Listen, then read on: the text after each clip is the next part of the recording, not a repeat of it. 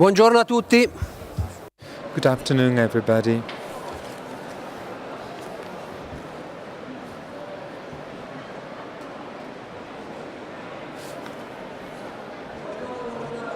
Good afternoon, everybody. It's with great pleasure that I host you in this fully crowded room. I'm Fabrizio Vettore. I have the pleasure to introduce today's proceedings, the registry of optics and optometry.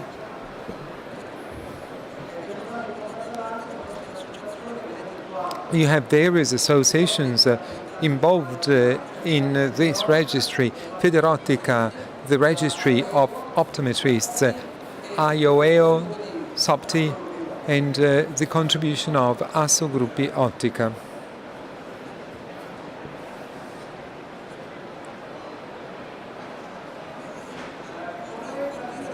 I'd like to start with this slide. We had such meetings hosted by Milan Bicocca University Professor Borghesi, who's here in the room. And during lunch break at the restaurant, this writing caught our attention. Happiness is not getting what you wish, but wishing what you have. So that's the starting point. We considered what we have: regulations, laws, our duties, our rights, and hence a path developed in various meetings and exchanges between various associations and people that already knew one another and identified a shared path. These are the persons that at the beginning sat at a table. You see the president of the registry of optometrists, the dean of the university, Andrea Afragoli. You see me, Renzo Zanardi, Massimiliano Permini, and Simone Santacatterina, and Bruno Garuffo, Mauro Frisani, Anto Rossetti, and our General Secretary Susi Marotti. They did a wonderful job, and then now we have Pierina Moribondo. Anche per tutte le persone che lavorano. This was done to the benefit of all those that do a wonderful job every day. I'd like to remind you of a colleague who unfortunately cannot be with us today, Vittorio Zanoni. And so, a tribute to Vittorio. At this point, I'd like to give the floor to Andrea that shall give his contribution.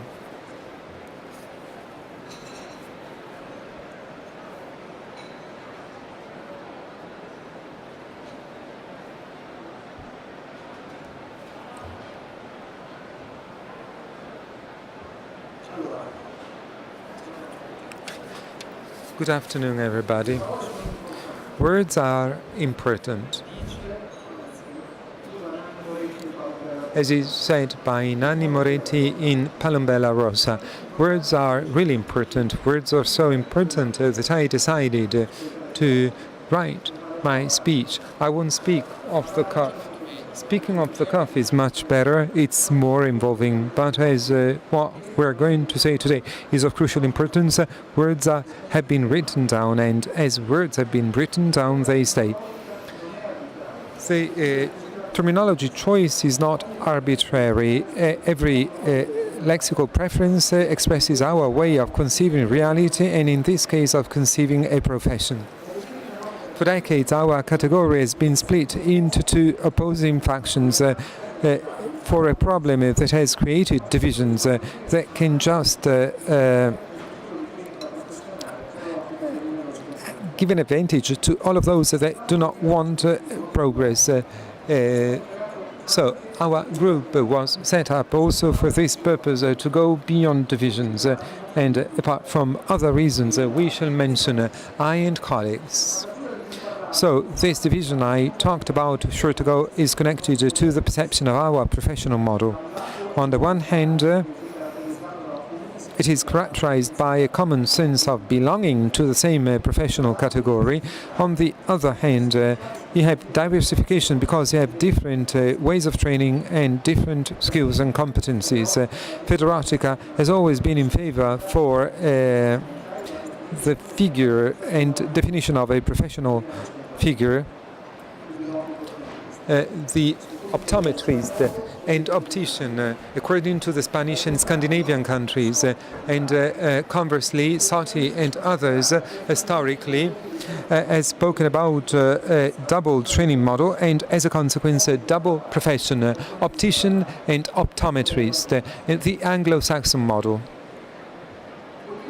As none of the two models prevailed one over the other, that was not our mission, and as in the future history and its opportunities are to be written down, we have decided to follow a different direction. Instead of speaking about principles and ideas, we have taken a picture of reality made up of laws, opinions, judgments, case law. Furthermore, a reality made up of different types of training. Some people have followed an optics training, optometry training, a university degree in ophthalmology. So we have taken a picture of the present situation in the field of training and jurisprudence. Proviamo quindi ad entrare. Let's try and get into details. What do we get from the snapshot of the present situation? The picture that we get is an optician trained according to the law, and an optician and optometrist, both capacities.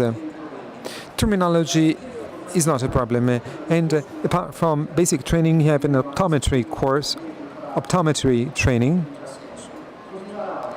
or a university degree in optometry and optics. So if the criteria are criteria of 28, for the second figure, you have the opinions expressed by the Court of Cassation. And obviously, also in the second case, we do hope that this health operator may be fully recognized. So, what's the aim of the registry? First and foremost, to identify professionals, guaranteeing information for the inclusion in the registry itself, and identifying competencies and training in full respect of the profession and without additional costs for members of associations. Obviously, if the regulatory framework changes, also the structure of the registry will change, and till the registry has got its raison d'être, till the creation of a registry with legal value. And you can become a member through your reference association, member of the registry, provided the association is part of the T8 table. So why the creation and setting up of a registry? For which purpose? Which would be the advantages for a member? The answer might seem obvious, but it is not so obvious. To define a common denominator for the public and to have the inclusion of representatives of optics and optometry. Furthermore, to define such professionals identified by law, rules and case law in an objective fashion. Rules of good practice as a consequence, or if we want to use another type of expression, it's the fence beyond which you shouldn't go, and inside this fence you can be trained in terms of competencies and professionalism. And having gotten to this point, you might ask a question. With the setting up of the registry, you want to subdivide the category into two sections? No, absolutely no. As we said, all optometrists should also be opticians, but everybody knows that the two fields are strongly interrelated. Furthermore, every optician can develop its cultural heritage in the optometrical field. This path would have been more simple if also the opposite were true. That is to say, if all opticians also had training in optometry. But this is not so. And what's the impact for future scenarios? And the future will be written by many hands, politicians and Ministry of Health, and as a consequence, physicians themselves. It's impossible to say now if the figure of 28 will be redefined, the famous Spanish model, or if the lawmaker decides not to change the role of this art to create a new health figure of optometry, the English model. What we can do today, by repeating what I've said so many times, is to bridge a gap, to write a single history with many voices, and hence showing different roles, different stories, different training in the light of laws and case law. Roles emerge from facts, and we do hope, however, that from today onwards that we can have a big impact thanks to the strength of our union.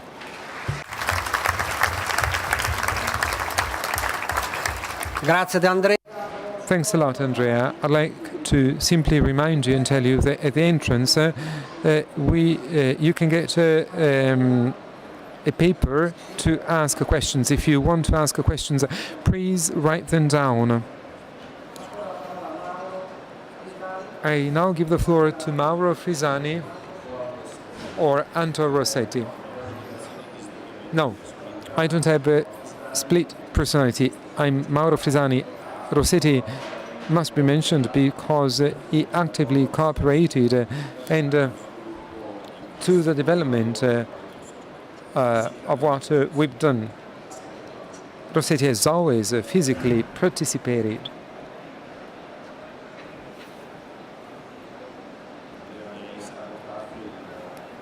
Andrea, the slides. Ok. Bene, quello che determiniamo. So, what we have identified is a code of conduct.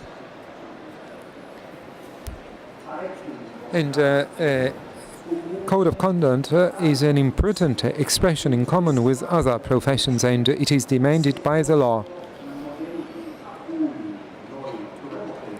And based on the models, we should aim at to have a organized discipline, and as was said by experts, to give pragmatic support to the market as well. To try and organize and define in general professional behavior that may correspond and give value to the activity of an optometrist in an optical center with well-defined functions. Based on what Andrea Afragoli said before, the legislative model we refer to, the Code of Conduct, basically is a document that was signed at this table. It includes 15 rules. They're not in order of priority, and there are guidelines on professional performance given. It's a simple document. It is easy to read. It's a summary. We wonder why we never had this type of document. We wonder why we never decided to have a well-regulated common behavior as a result of a code of conduct. So the code of conduct, in its essential definition, tries to outline what needs to be done so that you have a professional service that may guarantee quality. Every professional activity, and we don't say it, it is stated by the model we should aim at. Model requested for a recognition of a professional activity performed every day by opticians and optometrists. So we need to have recommendations of good practice. I don't have time to go into details of recommendations of good practice.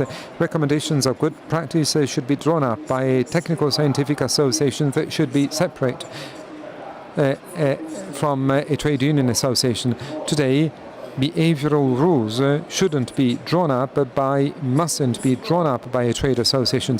This legislative evolution toward the model we aim at, I repeat it, for sure, was a very important platform to speed up communications. Communications with certain segments that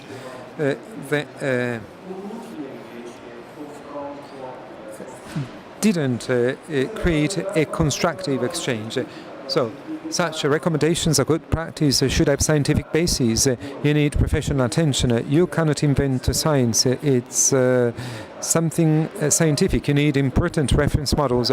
Such recommendations of good practice should define responsibilities, and such responsibilities, according to the case law, should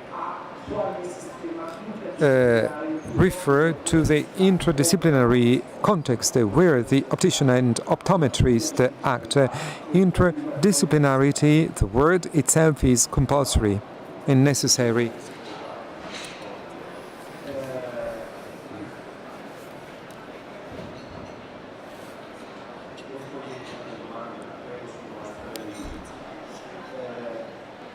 The slides don't go on.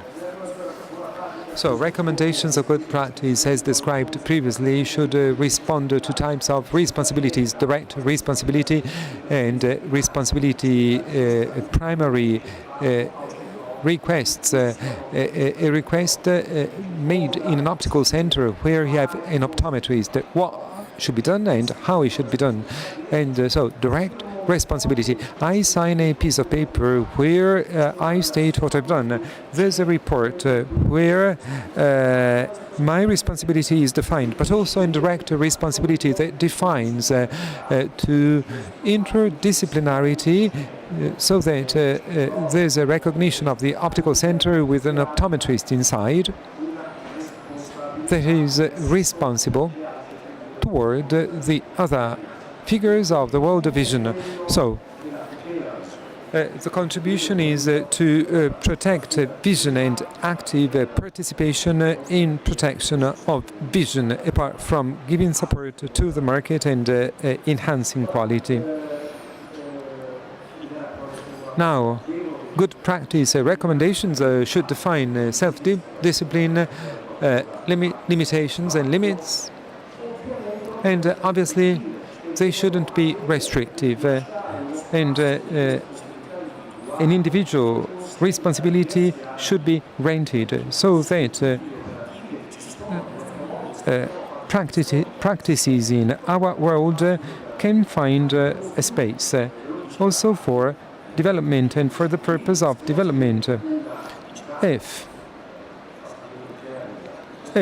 you don't have individual responsibility and declaration of individual responsibility and a disclosure for people that receive the services of an optometrist, there will never be technical development or growth. So you need a non-restrictive space. Here you see the ISTAT code of ATECO provided by the Finance Ministry for the activity of optometrists. Many of you know it. It's a public document that can be downloaded from the website of the Ministry of Finance and Ministry of Productive Activities.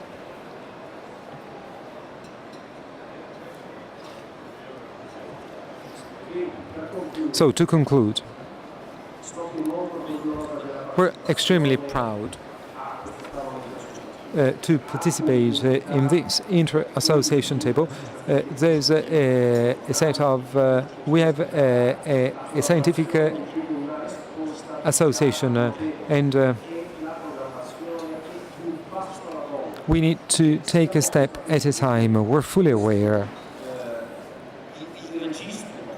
that the registry will be successful, not successful. It will correspond to the objectives we have set, just if it is fully understood. So we need to disseminate information to all the operators of our field, and information should be as clear as possible. So we invite associations that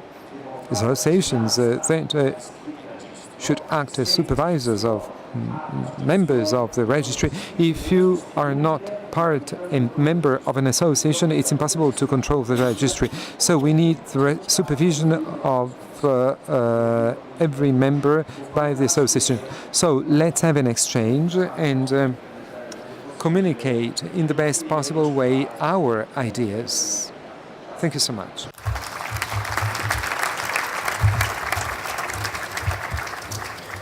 Grazie Mauro. A questo punto passiamo la parola a Simone Santacatterina.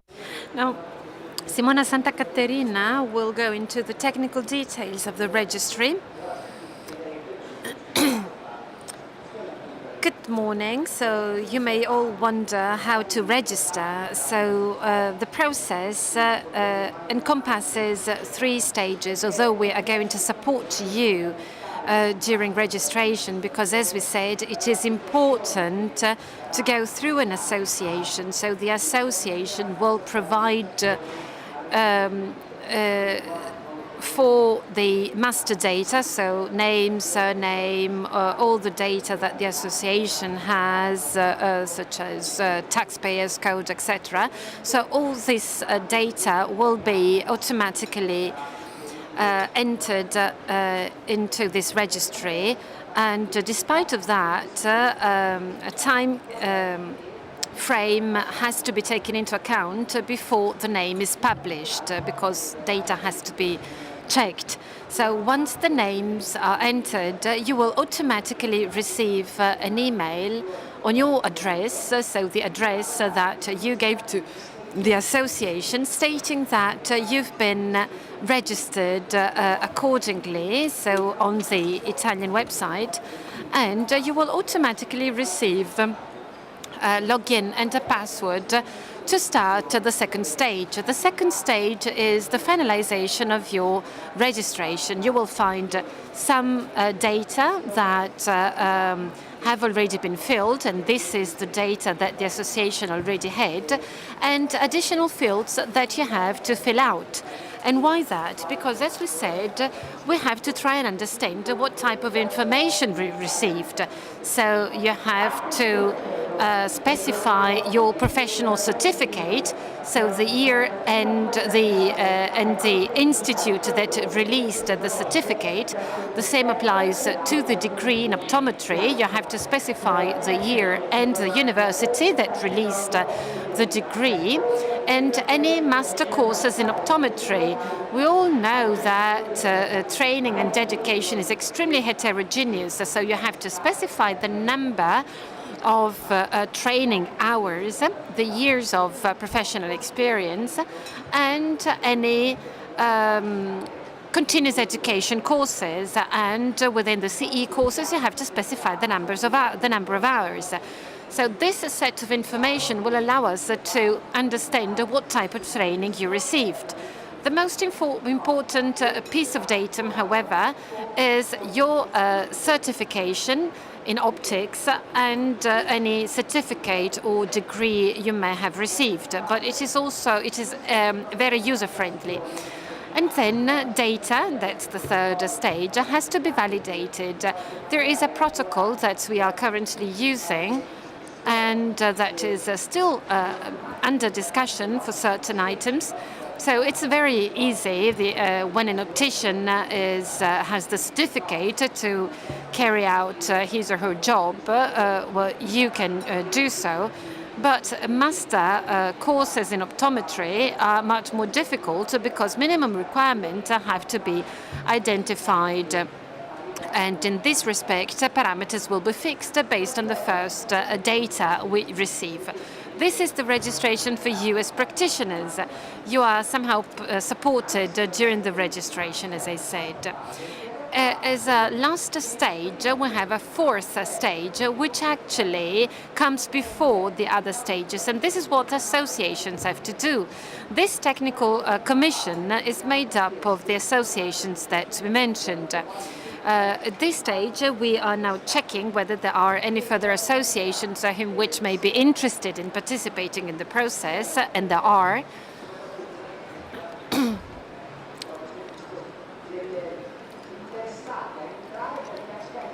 So associations that may be interested in joining in because they are able to accept the ethical code. So if an association accepts the ethical code for itself and for its members, well, this is the prerequisite to join the technical commission, and this is currently underway. We are now trying to list all the associations which may have an interest in joining this process, and if so, they will be invited to participate in this technical discussion and to contribute to the following stages. Soprattutto alle altre associazioni di condividere. Thank you. I think it is all very clear. Our invitation, especially to the other associations, is to join in and to participate in our discussion. All the people sitting here around this table are doing so on a voluntary basis, and so interest is really key. The good thing is that we've done everything with passion, with extreme seriousness, and with the utmost professionalism, and I'm very happy to say so. During one of the very last meetings, so when that picture was taken, we really cheered because the success of this initiative could not be taken for granted. However, the passion for optometry and the passion for our job and profession has led us to this result. You did not invite me to cheer with you, I know. And now, I don't know if you have any questions. I don't know if you've written down the questions on the piece of paper. If you have any questions now and you want to write them down, please do so. But if you want to ask questions orally, you can also do so. While waiting for the questions, let me say a few preliminary remarks. I started as the chairman of Federottica 5 years ago, and my office will expire in June this year. We will see how the future looks like for me.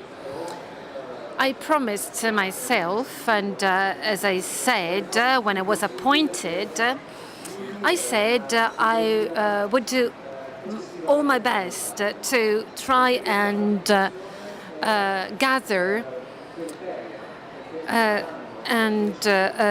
extremely heterogeneous and fragmented industry. And this fragmentation is detrimental for us and is a disadvantage vis-à-vis our competitors.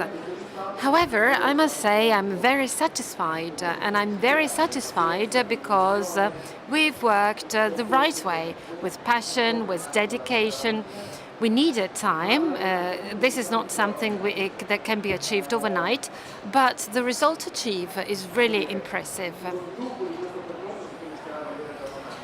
Well, further developments are to be seen starting from tomorrow, but I'm confident that as from tomorrow, our category will be able to speak one single language, and by this I mean approaching third parties such as institutions, politicians, doctors, pursuing the same interests and the same requests, and I'm very proud of that. Well, me too. I forgot to say one thing. So the rule that applies is consensus and not marriage, and this rules foresees that each one gives his or her own contribution. We are within a consensus framework, and this means that any topics shall be reviewed and discussed based on the plan of action. That's very important, and this must be clear. Let me read out the question. I hope I can read it properly. So the question is, wasn't it enough to appoint a commission made up of members of the association to check these requirements without having to pay to be part of these associations? This should be a right apart from the willingness to join an association. Mario, you have the floor. No, it is not possible. It's not possible because, as I said during my speech, there must be a monitoring, a surveillance activity. Without this surveillance activity, this is just abstract, and abstract things are not enough for us. So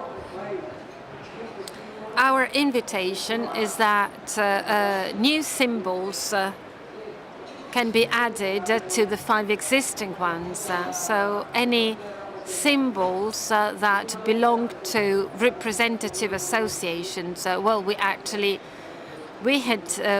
defined a minimum number of members for an association to be considered as representative. But when you have 100 members, well, the association is fully representative. So we do urge associations to call us. We do not want to be a club. We do not want to set up another association. We simply want to set up a commission and a technical table where to discuss topics and issues and move forward. Andrea Guadagnari has a question. You can shout if you don't have a mic. Mio past president, essendo lui... Well, a question to my past president. Good afternoon. Well, I don't have a question. I have a couple of remarks very quickly. First remark, finally, and great job. We really needed that, and this is something that I'm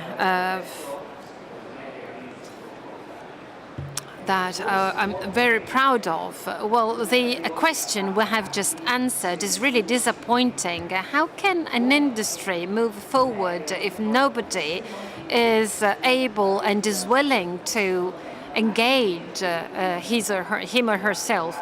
If you are not able and willing to engage, you cannot pretend anything. Are we joking?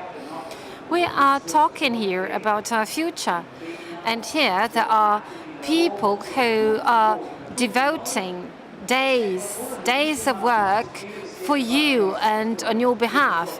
And then there is someone saying, can someone register without being member of an association? I don't know who this person is, but shame on you.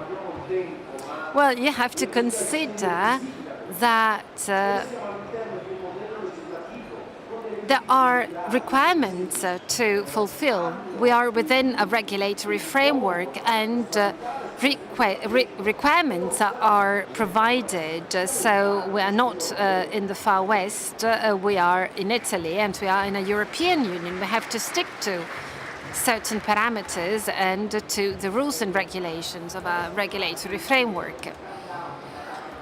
Well, this picture and the countdown that is part of the stages I was describing, well, within the 10th of March, we would like to have a list of all the associations which are interested in joining in. So please try and do your best, provided that what we have described is aligned with your philosophy. And then from March the 15th, we will start entering data into our web portal. So operations will start from March the 15th, as I said, and we all hope that this process is as straightforward and as user-friendly as possible for everybody. Thank you. Well, if there are no further questions or remarks, I'd like to thank you all for joining this session, and I wish you a profitable day and a successful registration. Thank you.